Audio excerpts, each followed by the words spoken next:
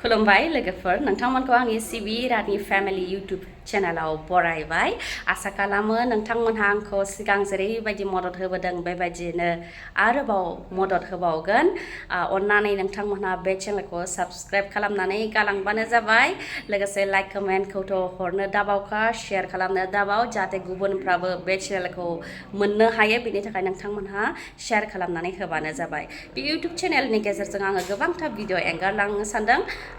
family video न'खरनि video एंगारनायजों लोगोसे माखासे जोंनि समाजनि जायफोर खोथाफोरखौ जोङो बुंनो गोनां जायो ससियेल मिडियानि गेजेरजों बेफोरखौबो आङो बे यूट्यूब चेनेलनि गेजेरजोंनो एंगारलांनो सानदों आरोखि ना आसा खालामो आङो बे यूट्यूब चेनेलनि गेजेरजों समाजनि एसेबाबो खामानि मावलांनो हागोन आरोखि ना बेनिखायनो नोंथांमोनहा